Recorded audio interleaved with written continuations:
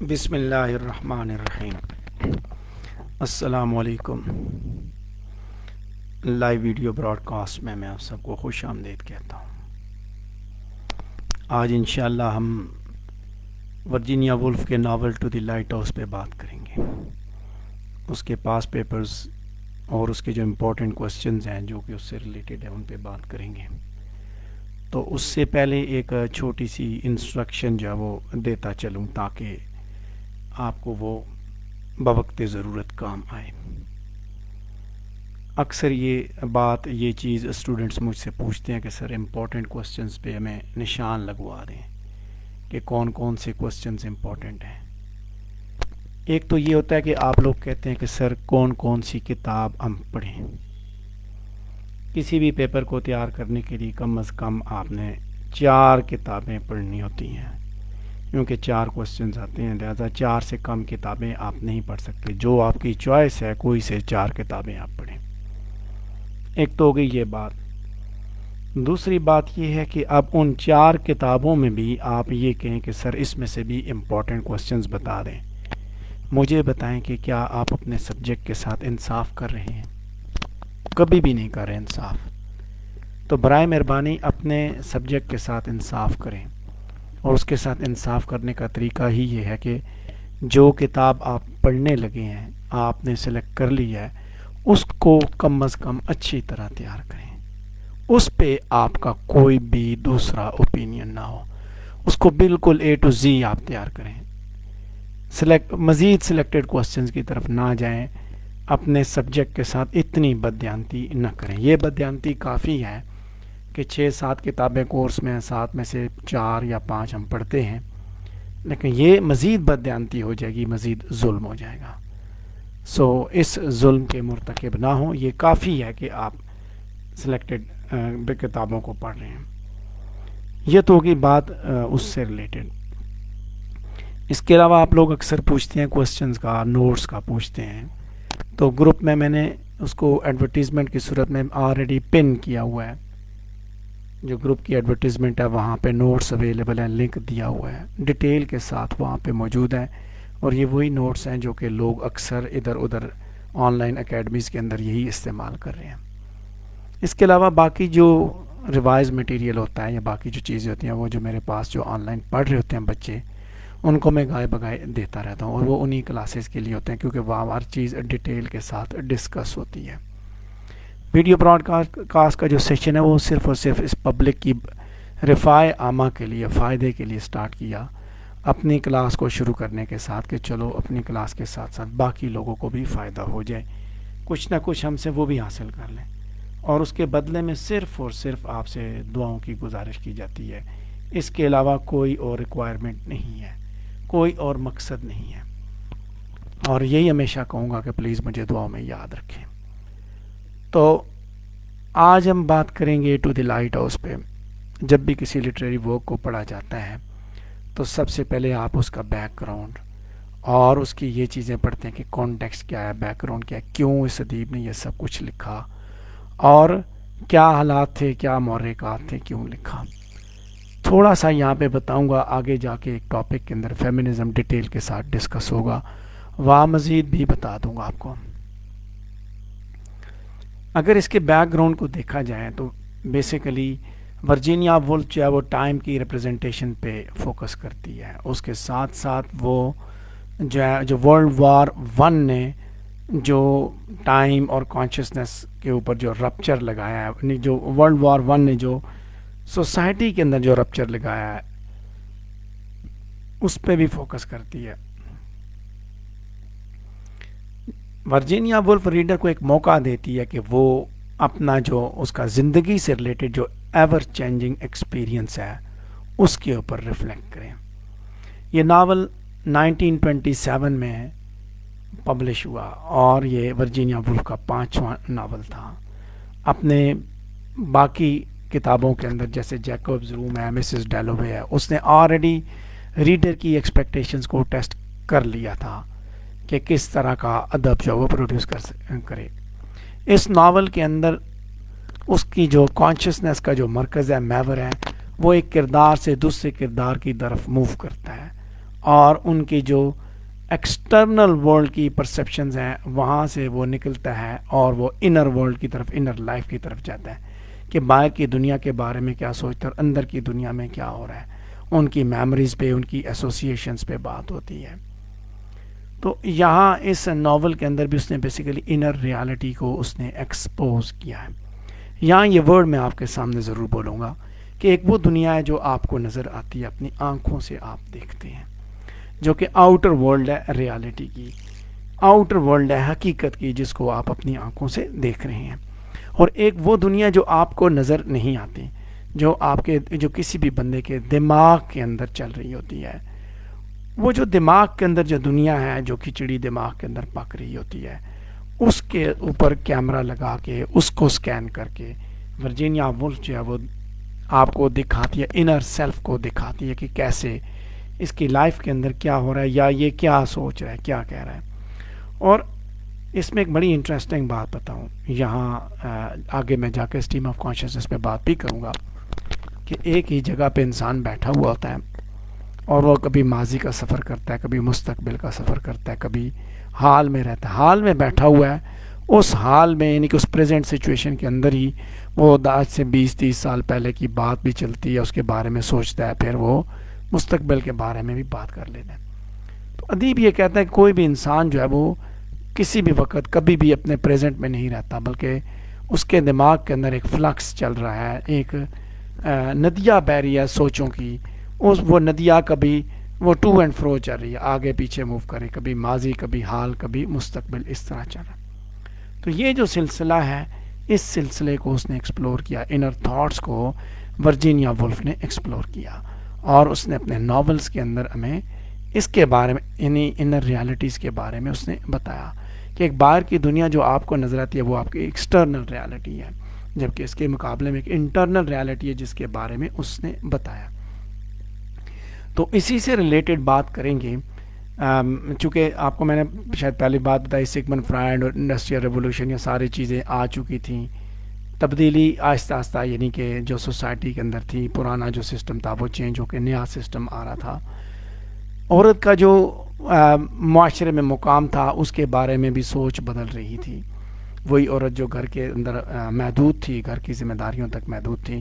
یہ ایک ٹرانزیشن کا پیریڈ ہے جس زمانے میں ورجینیا وولف لکھ رہی ہے کہ اس کے اندر عورت نہ تو اپنے ٹریڈیشنل رول کے اندر ایگزسٹ کر رہی ہے صحیح طرح سے، نہ اپنے آنے والے رول میں. لیکن اس نے ایک رستہ بتایا کہ آنے والی عورت کون سی ہوگی، وہ جو اس نے امیجینیٹو ورلڈ اس نے دکھائی ہے، دنیا دکھائی ہے کہ کیسی ہونی چاہیے اور کیسی وہ ہے. خیر، اس سے پہلے میں جیسے بات کر رہا ہوں کہ آپ کے دماغ کے اندر جو ندیاں بہتی ہے، اس ندیاں سے ریلیٹڈ جو ہمارا اگلا بھی ہیڈنگ بھی موجود ہے، اسٹریم آف کانشیسنس، اس پہ بات کریں گے. اسٹریم آف کانشیسنس کیا ہے؟ خیالات کی ندی، چشمہ ہے، ایک شعور کا چشمہ ہے جو کہ بہتا ہے. تو بیسیکلی اس کو انٹیریئر مونولاگ کا سینونیم بھی کہا جاتا ہے، یعنی کہ اکثر لوگ یہ بھی کہتے ہیں کہ انٹیریئر مونولاگ ہے خود سے بولنا، خود کلامی کرنا. خود کلامی جب انسان کرتا ہے تو جو دماغ میں جو باتیں ہوتی ہیں وہی سامنے لے کے آتا ہے. تو یہاں اس طرح ہوتا ہے، انٹیریئر مونولاگ تو اس حد تک محدود ہے کہ کوئی آدمی جب بولتا ہے تو اس کے اندر کیا ہو رہا ہے وہ آپ کو پتہ چلتا ہے. بعض دفعہ وہ دوسرے کرداروں کے ذریعے بھی کسی آدمی کے بارے میں بتاتے ہیں کہ وہ آپ کو ان کرداروں کے ذریعے بھی آپ کو کسی کردار کے بارے میں پتہ چلتا ہے کہ یہ اس کے بارے میں کیا سوچ رہے ہیں. ولیم جیمز نے سن 1890 میں اپنی کتاب پرنسپل آف سائیکالوجی کے اندر اسٹریم آف کانشیسنس کی ٹرم کو استعمال کیا. تو اس اعتبار سے اگر دیکھا جائے تو بیسیکلی یہ 19 سینچری کی سائیکالوجی کی ٹرم ہے، لیکن 20th سینچری کے جو لٹریچر ہے اس کے اندر ایک خاص قسم کے ٹرینڈ کی وضاحت اور اس کی ایکسپلینیشن کے لیے لٹریری کرٹکس کو یہ ٹرم جو ہے وہ زیادہ ریزنیبل لگی، لہٰذا انہوں نے لٹریری کرٹیسزم میں اس کو بار بار استعمال کیا. ولیم جیمز نے اس ٹرم کو بیسیکلی بیدار ذہن میں خیالات اور آگاہی کے بہاؤ کے تسلسل کو ظاہر کرنے کے لیے استعمال کیا ہے. یعنی کہ آپ جاگ رہے ہیں، آپ کا دماغ جاگ رہا ہے، اور آپ کے دماغ میں جو خیالات اور آگہی اس کا جو بہاؤ ہے، کس طرح آپ کی تھاٹس فلو کر رہی ہیں، ان کے تسلسل کو بیان کیا جاتا ہے. لٹریری کرٹکس نے انہی چیزوں کو لٹریری کرٹیسزم کے اندر استعمال کیا، جس کے اندر کرداروں کے دماغ کے اندر جو بہاؤ ہے خیالات کا، آئیڈیاز کا، ان کو بیان کیا جاتا ہے، اور وہ آئیڈیاز یا سوچوں کا جو باؤ ہے وہ یادوں پہ، احساسات پہ مبنی ہوتا ہے، اور جس کے ذریعے آپ یہ چیز دیکھیں کہ انٹرنل ریالٹی کی اہمیت زیادہ ہوتی ہے، ایکسٹرنل ایکشن کوئی نہیں ہوتا، ایک کردار ایک ہی جگہ پہ بیٹھا ہوا ہے، ایکسٹرنل ایکشن کوئی نہیں ہوتا، اور وہ ساری چیز بتا دی جاتی ہے۔ اس ٹرم کو استعمال اگر کیا جائے، اگر اس ٹیکنیک کو استعمال لٹریری کرٹیسزم کے اندر دیکھا جائے اس کے استعمال کے حساب سے، تو جارج میریڈتھ اور ہنری جیمز جیسے ناول نگاروں کے جو لٹریری ورکس ہیں ان کے اندر یہ چیز جو ہے وہ آپ کو ملے گی۔ اس کے ساتھ ساتھ جیمز جوائس جو ہے، ہنری جیمز کے علاوہ جیمز جوائس نے یولیسیس کے اندر اس کو بڑے بہترین انداز میں استعمال کیا۔ ڈورتھی ریچرڈسن کا ایک ناول ہے پلگرمیج، اس نے بھی انہی چیزوں کو، اسٹریم آف کانشسنس کو بیان کیا۔ اس کے علاوہ انگلش لٹریچر کے اندر ورجینیا وولف نے اس اسٹریم آف کانشسنس کی ٹیکنیک کے حساب سے کمال کی شہرت حاصل کی۔ اسٹریم آف کانشسنس ٹیکنیک کے حساب سے اگر کوشچن آتا ہے تو نیریٹو ٹیکنیک بھی اسی چیز کا نام ہے، اسٹریم آف کانشسنس بھی اسی کا نام ہے، اس کے ریلیٹڈ جتنے کوشچنز ہوں گے انشاءاللہ ہم ساتھ ساتھ ڈسکس کریں گے۔ ورجینیا وولف نے مسز ڈیلوے اور ٹو دی لائٹ ہاؤس کے اندر یہی طریقہ اڈاپٹ کیا۔ اس کے علاوہ امریکن ایک ناولسٹ ہے ولیم فاکنر، اس کا ناول ہے بڑا مشہور novel the sound and the fury, اس کے اندر بھی یہ چیز آپ کو ملے گی۔ ورجینیا وولف، جیمز جوائس اور ولیم جو فاکنر ہے، ان کا جو ماڈرن لٹریچر ہے اس کے اندر اسٹریم آف کانشسنس کے اثرات بڑے گہرے ہیں، لیکن ان کے ساتھ ساتھ ولیم فاکنر کو اگر آپ پڑھیں، اگر آپ کی نظر سے گزرے تو آپ کو یہ بھی نظر آئے گا کہ اس کے اندر میجیکل ریئلزم بھی موجود ہے۔ اگر آپ اپنے کرنٹ لٹریچر میں، اپنے ملک کے، اپنے پاکستانی لٹریچر میں دیکھیں تو قرۃ العین حیدر کا نام آپ نے سنا ہوگا، حسن عصری کا نام سنا ہوگا، ان لوگوں کے جو، یا احمد علی کا، ان لوگوں کا جو ادب ہے اس کے اندر بھی اسٹریم آف کانشسنس ایگزسٹ کرتی ہے، وہاں پہ بھی موجود ہے۔ تو یہ تھا ایک چھوٹا سا تعارف اسٹریم آف کانشسنس ٹیکنیک سے ریلیٹڈ جو میں نے آپ کے سامنے بیان کیا۔ اب ہم اس کے تھیمز پہ بات کریں گے کہ اس ناول کے اندر کون کون سے تھیمز دیے گئے ہیں، ون بائی ون ہم ان تھیمز کو ڈسکس کرتے ہیں۔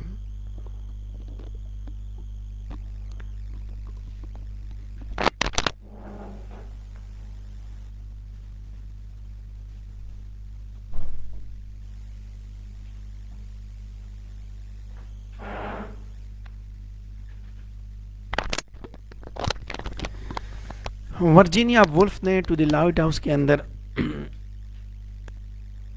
کرداروں کی اس نے جو ہے نا وہ پرماننس اور اچیومنٹ، ان دونوں چیزوں کو اس نے دکھایا۔ اگر آپ اس کے تھیمز کو دیکھیں، پرماننس اینڈ ٹرانزینس کے حساب سے دیکھیں تو اس ناول کے اندر theme of love and loss, actuality and perfection, یعنی کہ actual life and perfect life, time اور discovering the meaning of life, interior life, art and beauty, یہ تھیمز بڑے ہی زیادہ قابل ذکر تھیم ہیں۔ اس میں ہم سب سے پہلے اسی تھیم پہ بات کرتے ہیں، theme of love and loss. Love familial ہو، لسفل ہو، میریٹل ہو، پلیٹونک ہو، انریکویٹڈ ہو، ہر کردار جو ہے وہ محبت کے لیے کنٹمپلیٹ کرتا ہے، اور وہ کسی خاص بندے کے ساتھ اس لاس کو بھی فیس کرتا ہے۔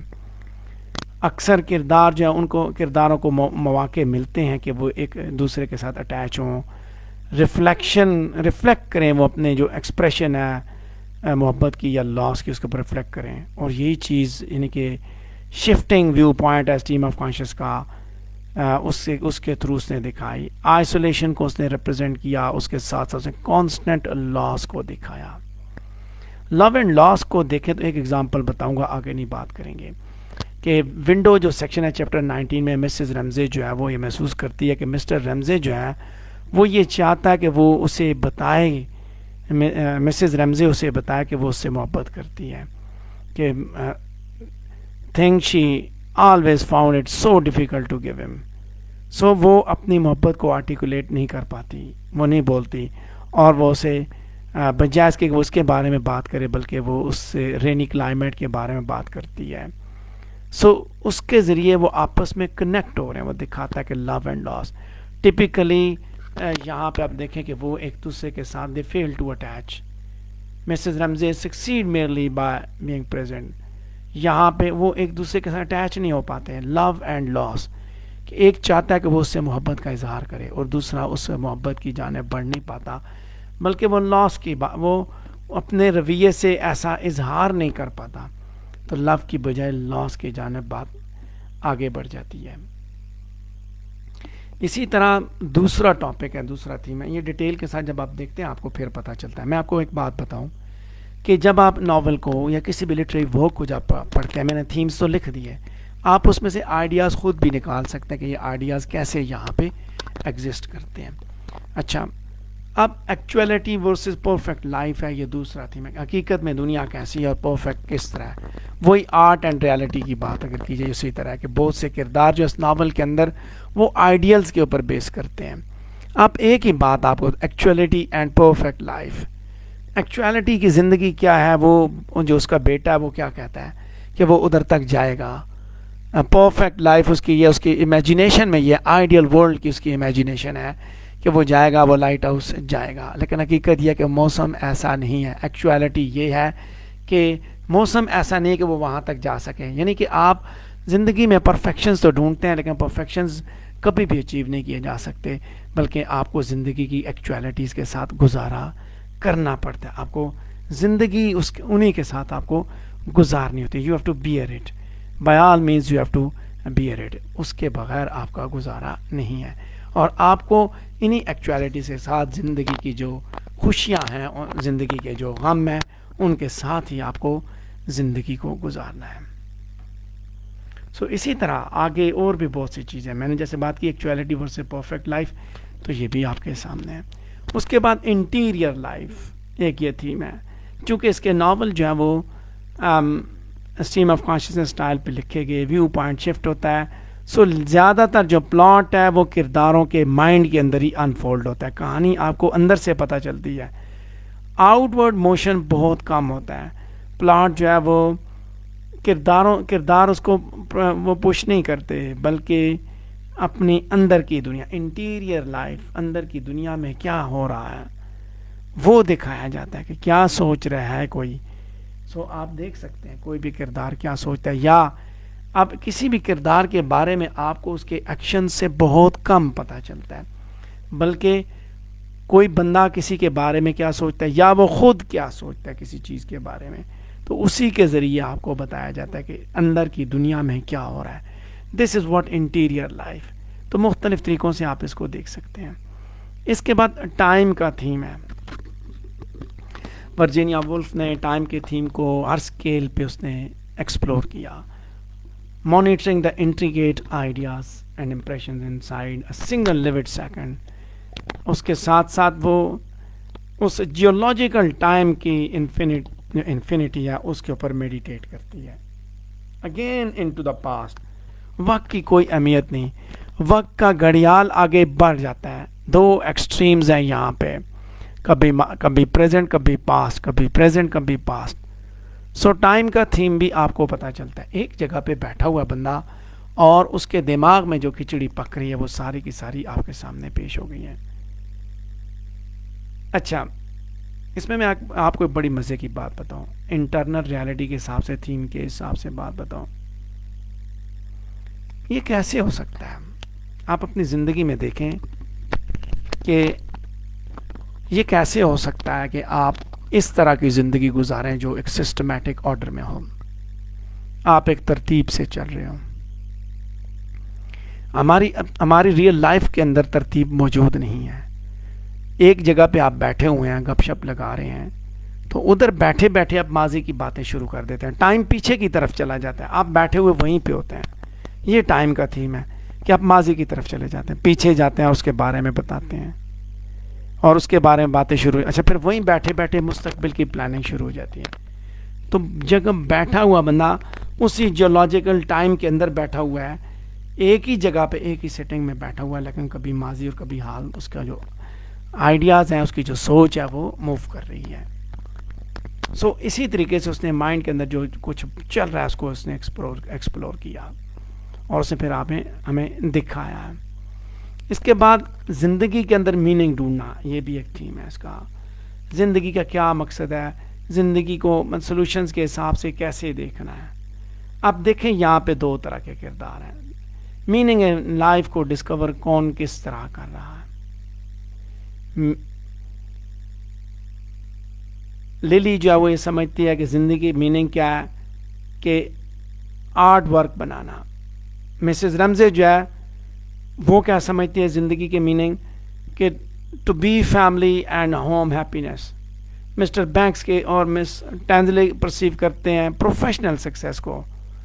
سو مختلف سلوشنز کے درمیان کردار خاص طور پہ مسٹر رمزے وہ ویسیلیٹ کرتا ہے مطلب سلوشنز کے درمیان ڈسکورنگ فائنل میننگ جنری ان فیملی. سو ہر آدمی اپنے حساب سے زندگی کے اندر میننگ دیکھ رہا ہے. کوئی کس طرح دیکھ رہا ہے، کوئی کس طرح دیکھ رہا ہے. اور یہی چیز اس ناول کے اندر آپ ڈیٹیل کے ساتھ، چونکہ جب آپ ادھر ناول پڑھایا نہیں جا سکتا، بتایا نہیں جا سکتا، لیکن یہ چیزیں آپ وہاں پہ دیکھ سکتے ہیں. اچھا، اس کے بعد ہم آگے بات کریں. اگلا جو تھیم ہے ہمارا that is related to art and beauty. Art and beauty پہ بات کریں.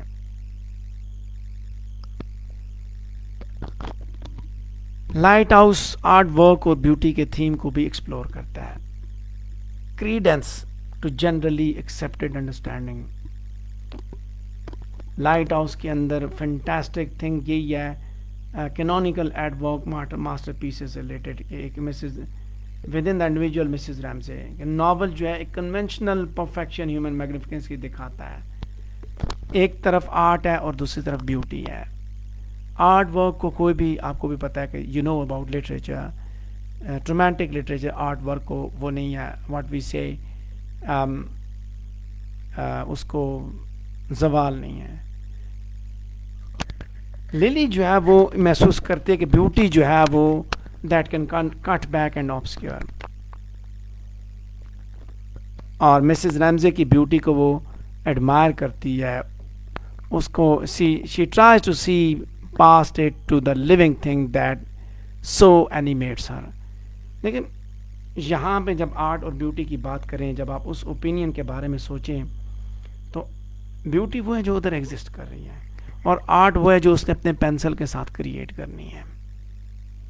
اب جو بیوٹی اس کو نظر آتی ہے، مسز اس کو نظر آتی ہے للی برسکو کو، اسی کو وہ آرٹ کی صورت میں ہمیشہ کے لیے محفوظ کرتی ہے. یہ اسی وجہ سے آرٹ اینڈ بیوٹی کا تھیم یہاں پہ موجود ہے.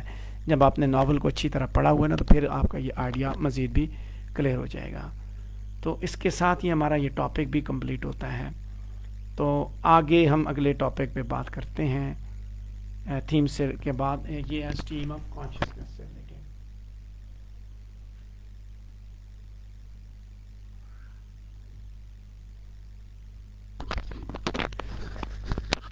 تو اس ٹاپک کے اندر رہ کے ہم اس چیز پہ بات کریں گے کہ اسٹریم آف کانشیسنس کس بلا کا نام ہے، اور اس کے ساتھ ساتھ ہم اس چیز پہ بات کریں گے کہ اسٹریم آف کانشیسنس کا مقصد کیا ہے. ورجینیا وولف کا اس سے ریلیٹڈ کیا پرسپیکٹو ہے. میں نے ابھی تھوڑا سا آپ کو اوپینین تو دیا، میں نے ایک آئیڈیا تو میں نے آپ کو ایک اسکیچ تو دیا ہے کہ آپ اس کو کس طرح دیکھ سکتے ہیں. تو جب آپ اس کو دیکھ لیں گے، جب آپ اس اوپینین کو دیکھیں گے تو آئی ایم شیور کہ آپ کے پاس ایک بڑا ہی کلیئر ایک ویژن آ جائے گا کہ اس کی کیا سوچ ہے اس پہ. پھر سینٹرل انٹیلیجنس کو وہ کس طرح استعمال کرتی ہے، اور سینٹرل انٹیلیجنس کے ساتھ ساتھ جب آپ مزید اس کو دیکھتے ہیں کہ کس انداز سے اس نے مائنڈس کو، کرداروں کو اس نے ایکسپلور کیا، کرداروں کے مائنڈس کو ایکسپلور کیا، اور کس طرح اس نے چیزوں کو بیان کیا. تو لیٹس سی ہم ابھی دیکھتے ہیں اس ٹاپک کو اور اس پہ ہم بات کرتے ہیں.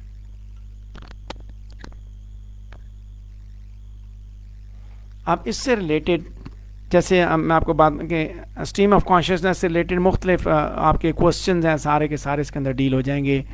کانشیسنس، سب کانشیسنس، ایکسپیرینس بیان کیا جاتا ہے، سب کانشیس ٹیکنیکس ہیں.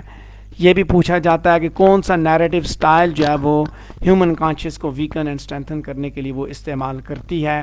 اس کے علاوہ اس کی سکسیزفل ایکسیسیبل پاسبل ایکسپیریمنٹس کون کون سے، یعنی کہ اس نے کس طرح کیا، اس پہ بات کی جاتی ہے. کیوں وہ استعمال کرتی ہے یہ ٹیکنیک، کس وجہ سے استعمال کرتی ہے. تو یہ ساری چیزیں گھما پھرا کے آپ نے اسی پہ لے کے جانی ہے، آپ نے اسی پہ لے کے جانی ہے. ورجینیا وولف کے کون سی ڈسٹنکٹ کوالٹیز ہیں اس کی ایز اے ناولسٹ، وہ بھی اسٹریم آف کانشیسنس ہے. اس کے بعد ورجینیا وولف ایک نئی طرح کا فکشن کریٹ کر رہی ہے تو اسٹریم آف کانشیسنس ہے. یعنی کہ کوئی پلاٹ نہیں، کوئی کامیڈی نہیں، کوئی لو انٹرسٹ نہیں یا کوئی کیٹاسٹرافی نہیں، وہی ہے اسٹریم آف کانشیسنس کی ایک نئی طرح کی چیز ہے نا. ورجینیا وولف زندگی کو کس طرح بیان کرتی ہے وہ بھی اسٹریم آف کانشیسنس ہے. کس انداز سے psychological realism stream of consciousness ہے. گھما پھرا کے بات ایک ہی ہے، صرف اس نے اسی کو یعنی کہ گھما پھرا کے زیادہ تر جو آپ کا کوشچن ہے اسٹریم آف کانشیسنس سے ریلیٹڈ ہے. زیادہ تر just you have to get a sketch, you have to get the idea کہ کس طرح آپ نے اس کو جو ہے نا اس کو ڈیل کرنا ہے. ٹھیک ہے، تو میں نے پہلے بھی بات کی اس میں، جیسے کہ جب ہم یہ بات کریں اسٹریم آف کانشیسنس کیا ہے تو آپ اس کے بارے میں بتائیں گے یہ کس نے لگائی، کس نے یہ ٹرم قائم کی. ٹھیک ہے، اور بیسیکلی کیا تھا یہ بیسیکلی ویکنگ مائنڈ کی تھاٹس کے فلو کی ڈسکرپشن ہے. اسٹریم آف کانشیسنس کسی بندے کی جو تھاٹس ہیں، اس کے جو کانشیس ریئیکشنز ہیں ایونٹس کے اوپر، ان کو ایک کانٹینس فلو میں پرسیو کیا جاتا ہے. لٹریچر کے اندر یہ ایک لٹریری سٹائل ہے جس کے اندر کرداروں کی تھاٹس، ان کی فیلنگز، ان کے ریئیکشنز کو ایک کنٹینیوس فلو کے اندر ان انٹرپٹیڈ انداز میں آبجیکٹیو یا کنونشنل ڈائلاگ کے ذریعے جب وہ ان کو بیان کیا جاتا ہے. مقصد اس کا کیا ہے اسٹریم آف کانشیسنس کا؟ جیسے اوپر وہ کہتے ہیں وہ اپنا پرپز اچیو کرتی ہے، تو آپ کو پتہ اس کا پرپز کیا ہے. بیسیکلی یہ کرداروں کی تھاٹس، کرداروں کے دماغوں کے اندر چلنے والے خیالات کا جو ہجوم ہے، جو خیالات ہیں ان کو ایکسپلور کرتی ہے. اس کے ذریعے آپ یہ دیکھتے ہیں کہ کسی بھی کردار کے دماغ میں کیا کھچڑی پک رہی ہے، وہ کیا سوچ رہا ہے، وہ کیا کہہ رہا ہے، اس کا کیا اوپینین ہے، وہ کیا کر رہا ہے، اس نے کیا کرنا ہے. ساری چیزیں کیا پلان کیا جا رہا ہے. That is what internal view لیتے ہیں مائنڈس کا، اور پھر وہ اسی حساب سے جو ہے نا ان کے کرداروں کے مائنڈ کے اوپر جو ہے نا وہ آپ یہ کہہ سکتے ہیں ٹارچ لگائی جاتی ہے، لائٹ لگا کے اس سے دیکھا جاتا ہے. انٹیریئر مونولاگ کی فریز بھی اسی حساب سے سملر فریز کی بات بھی ہم نے کی کہ وہ انر موومنٹ کانشیسنس کی کردار کی کانشیسنس کی وہ دکھاتے ہیں. ڈیوائسز ہیں جو اسٹریم آف کانشیسنس کی اور انٹیریئر مونولاگ ہے وہ بیسیکلی ناول کے اندر ایک ریولوشن پیدا کر رہے ہیں. نئی ٹیکنیک جو بات کی نا اوپر ہم نے ایک جگہ پہ بات بھی کی ہے کہ یہ اس نے کوئی نئی ٹیکنیک استعمال کی، اس نے اپنی ٹیکنیک استعمال کی، تو وہ کیا تھا؟ وہ یہ دو چیزیں ہیں، ایک ہے انٹیریئر مونولاگ اور دوسرا ہے اسٹریم آف کانشیسنس. ان دو چیزوں کی وجہ سے ژانرا کے اندر ایک انقلاب برپا کیا ہے ورجینیا وولف نے. ان ڈیوائسز کے ذریعے رائٹر جو ہے وہ کرداروں کی جو تھاٹس کی فلکس ہیں اس کو، ان کے امپریشنز کو، ان کے ایموشنز کو، ان کی ریکلیکشنز کو جو ہے نا وہ بغیر کسی لاجیکل سیکوینس کے حساب سے وہ ان کو دکھا دیتے ہیں. تو اس دکھانے کا نام اسٹریم آف کانشیسنس ہے. دو ٹیکنیکس استعمال کر کے اس نے نوویلٹی ناول کے اندر لائی، سے ژانرا کے اندر اس نے ایک نئی چیز اس نے انٹروڈیوس کی. تو جب اس نے نئی چیز انٹروڈیوس کیا تو وہ اس نے کیا ہے، اب اس پہ دیکھتے ہیں. ورجینیا وولف کا پرسپیکٹیو کیا ہے، یہ ٹاپک میں پورا آپ کو ایکسپلین کر دوں گا. آگے ہم شارٹ ہی ڈسکشن کریں گے، زیادہ ڈیٹیل پہ بات نہیں کریں گے. But it is very important in this regard کہ یہ ایک ایسا ٹاپک ہے جس کا تعلق آپ کے ایگزام کے ساتھ ہے. ریپیٹیڈلی یہ کوسچن آتا ہے. ورجینیا وولف کے مطابق جو کنونشنل ناول ہے وہ زندگی کو ایڈیکویٹ انداز میں ایکسپریس نہیں کرتا، اور وہ یہ سمجھتی ہے کہ زندگی کیا ہے، زندگی جو ہے that was a shower of ever falling atoms of experience not a narrative line.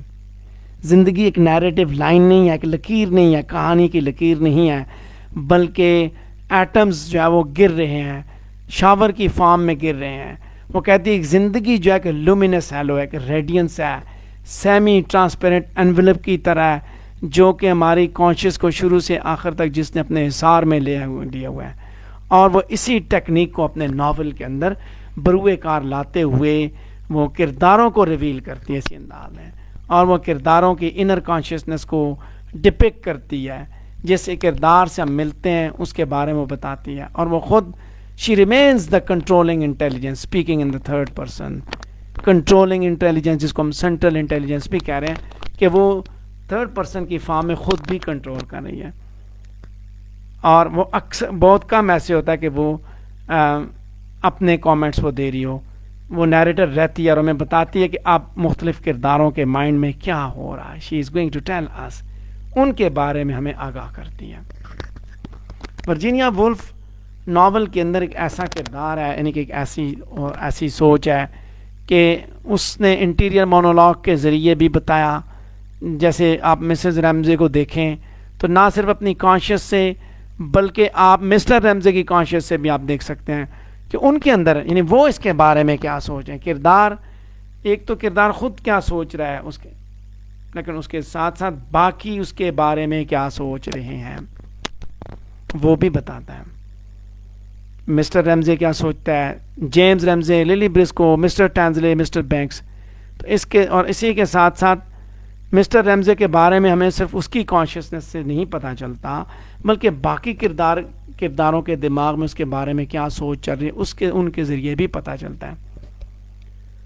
اس انداز سے وہ کوئی کردار کسی کے بارے میں کیا سوچ ہے, کیا اوپینین رکھتا ہے, اسی طریقے سے وہ ساری کہانی آگے لے کے آتی ہے. ناول لکھتے ہوئے وہ کہانی پہ اتنا فوکس نہیں کرتی, بلکہ وہ زندگی کو ڈسکور اور اس طرح ہی ریکارڈ کرتے جس طرح لوگ جو زندگی گزارے وہ فیل کرتے ہیں. زندگی کو آپ کیسے فیل کرتے ہیں, احساسات کو. ورجینیا وولف نے جو ٹریڈیشنل ٹیکنیک ہے اس نے چھوڑا, جو کنونشنل ٹیکنیک تھی نیریشن کی, اور اس نے نئی ٹیکنیک اس نے اڈاپٹ کی. وہ اس کے اندر کہانی نہیں بتاتی سیریز آف ایونٹس کی صورت میں, بلکہ ان کے دماغوں میں کیا ہو رہا ہے وہ بتاتی ہے. ٹھیک ہے, فلیٹنگ مومنٹ کے ذریعے وہ پینیٹریٹ کرتی ہے ان کے اندر, دماغوں کے اندر پینیٹریٹ کرتی ہے, ان کے ذریعے آپ کو بتاتی ہے کہ کون سی دنیا چل رہی ہے. میں نے جیسے بتایا خیالات کی جو ندیاں کسی بھی کردار کے دماغ کے اندر بہ رہی ہے, انر ریالٹی وہ ایکسپوز کرتی ہے. تو جب انر ریالٹی کے بارے میں بات کر ہی رہی ہے تو پھر اس کے بارے میں بات وہ کرداروں کے ذریعے, ایک وہ خود اسی کردار کے ذریعے پتہ چلتا ہے, باقیوں کے ذریعے پتہ چلتا ہے, اور خود بھی وہ کنٹرول کر رہی ہے. سینٹرل انٹیلیجنس کی ٹیکنیک اس نے استعمال کی. ریڈر جو ہے they are not placed directly with in the minds of characters as in the modern psychological novel. Central intelligence استعمال کر کے وہ نیریٹر کے طور پہ چل رہی ہے, اور وہ میٹیریل کو کنٹرول کرتی ہے, آرگنائز کرتی ہے, اور اس کو جہاں جہاں باتیں ہوتی ہیں ساتھ وہ کامنٹس دے رہی ہوتی ہے. ٹھیک ہے, اس سے کیا ہوتا ہے, کیاس جو ایک بنتا ہے, یعنی کہ کون کیا سوچ رہا ہے صرف وہ بات نہیں ہوتی, بلکہ ساتھ وہ کامنٹ کے ذریعے وہ سینٹرل انٹیلیجنس کا کام کرتی ہے, تبصرہ کر کے وہ ہمیں بتا دیتی ہے. انٹیریئر مونولوگ سارے کرداروں کے اگر آپ دیکھیں تو وہاں پہ سینٹرل انٹیلیجنس ہی ان سارے انٹیریئر مونولوگس کو آرگنائز کرتی ہے. اسٹریم آف کانشیسنس ناول کی یہی ایک ٹیکنیک ہے. So far from being a stream of consciousness novel To the Lighthouse basically central intelligence کا ایک آبجیکٹو اکاؤنٹ ہے جو کہ کرداروں کو اپروچ کرتا ہے, ان کو اسیوم کرتا ہے. سینٹرل انٹیلیجنس جو ہے that is free to comment upon the whole in what seems a completely impersonal manner. ٹھیک ہے, ایک پیسج بھی اب اس میں میں آپ کو بتاتا ہوں کہ کس طرح وہ بات کر رہی ہے کہ it's a time said Mr Banks laying his knife down for a moment. He had eaten attentively. It was rich, it was tender, it was perfectly cooked. How did she manage these things in the depths of the country? He asked her. She was a wonderful woman. All his love, all its reverence had returned, and she knew it. So आगे फिर वो central intelligence के ज़रिए बताती है कि it is a French recipe my grand fathers, said Mrs. Ramsay, speaking with a ring of great pleasure in her voice. Of course it was French. What passes for cookery in England is an abomination. It is pulling cabbages in water. It is roasting meat until it is like a leather. It is cutting off the delicious skins of vegetables, in which, said Mr. Binks, all the virtue of vegetable is contained. So इस तरीके से वो control करिए, वो suspense और curiosity का aspect भी उसके अंदर मौजूद है. ये भी याद रखिएगा कि वो तबसरा करती है, वो अपना ओपिनियन साथ साथ देती है, उसके ज़रिए वो कंट्रोल कर रही है चीज़ों को. यानी कि जो ख़यालात की जो नदियाँ बह रही होती है उसको उसने किसी ना किसी तरीके से कंट्रोल करना है, वरना तो सिर्फ वो ख़यालात हों, सिर्फ थाट्स हों. स्ट्रीम ऑफ कॉन्शियसनेस के अंदर सिर्फ थाट्स हैं जो आ रही हैं, जो आपके दिमाग में जो नदियाँ जो वो हंडिया जो आपके दिमाग में पक रही है वो बताई जाए. लेकिन इसने क्या किया, इसने उसको सेंट्रल इंटेलिजेंस के ज़रिए उन सारी सोचों को कंट्रोल भी किया हुआ है कि किसको कहाँ पे उनके ऊपर पे वो कमेंट करती है कि ये क्या सोच रहा है या क्या कह रहा है, उसको एलैबोरेट कर दिया है. इसके साथ साथ इसकी टेक्निक के अंदर ये चीज़ भी मौजूद है कि जहाँ स्ट्रीम ऑफ कॉन्शियसनेस वहाँ सस्पेंस और क्यूरियोसिटी उसने क्रिएट की ताकि रीडर जो है उसको मज़ीद पढ़े. जैसे टू द लाइट हाउस एक सफ़र है, तो जाएंगे नहीं जाएंगे, जाएंगे नहीं जाएंगे, यही सस्पेंस है. जा सकेंगे नहीं जा सकेंगे, क्यूरियोसिटी क्रिएट होती है, कब जाएंगे कब जाएंगे, तो उसी के ऊपर इंतज़ार करते कर आखिरकार वो चले जाते हैं. सफ़र मुकम्मल होता है, उसके पीछे जो कहानी है वो भी आपको मेरे ख्याल में डिटेल के साथ पता चल जाती है. उसके बाद third person narration central intelligence का फैक्टर है, वो जो बता रही है. Central intelligence third person narrator की सूरत में है कि उसी के ज़रिए जब वो तबसरा कर रही, जहाँ वो कंट्रोल करती है सबकी थॉट्स को, वहीं साथ साथ वो तबसरा करती है. एक सर्कल चल रहा है, अराइवल है. अब इसके अंदर बेसिकली एक सर्कल की कॉम्प्लीशन है. अराइवल है लाइट हाउस के अंदर, ठीक है. उसके बाद फिर कंप्लीशन है लिली ब्रिस्को की तस्वीर की, वो कंप्लीट होती है, किताब का सर्कल भी कंप्लीट होता है. Time passes forms a sort of landing between the upward movements of the windows and downward resolving the movements of the lighthouse. पहला पार्ट ये कंफर्म करता है इस डिज़ाइन के हिसाब से. सेकंड सेक्शन में देखें आप तो फेरी टेल जो है जैसी ख़त्म होती है, जेम्स चला जाता है और एक परफेक्ट मोमेंट सर्कल की सूरत में, दायरे की सूरत में चलती है. तो आप ये कह सकते हैं कि उसने टू द लाइट हाउस को एज अ सिंबल इस्तेमाल तो किया, लेकिन उसके अंदर उसने मुख्तलिफ मीनिंग्स उसने दिखाए, और ये एक मास्टर पीस है उसकी कंस्ट्रक्शन का, एक ऑर्गेनिक होल है, ग्रेटेस्ट वर्क है आर्ट का, जिसके अंदर उसने ख्यालात की नदिया के बारे में बात की, और उसके बारे में बताते हुए उसने third person narration, suspension, curiosity, central intelligence और इसी तरह की चीज़ों को इस्तेमाल करके उसने ख्यालात को बयान किया, मुख्तलिफ किरदारों के ओपिनियंस को उसने बयान किया. तो ये था हमारा टॉपिक उससे रिलेटेड, स्ट्रीम ऑफ कॉन्शियसनेस से रिलेटेड. मैं उम्मीद करता हूँ कि इसकी आपको समझ आ गई होगी. तो इसके साथ हम यहाँ पे पहला ब्रॉडकास्ट कंप्लीट करते हैं. सेकंड हिस्सा इंशाल्लाह हम अगले 5 मिनट के बाद स्टार्ट करेंगे. तो आप लोग इधर अवेलेबल रहिएगा ग्रुप के अंदर. इंशाल्लाह दूसरा हिस्सा शुरू करेंगे, उसके अंदर फिर हम बाकी के जो टॉपिक्स हैं इसके वो इंशाल्लाह हम डिस्कस करेंगे.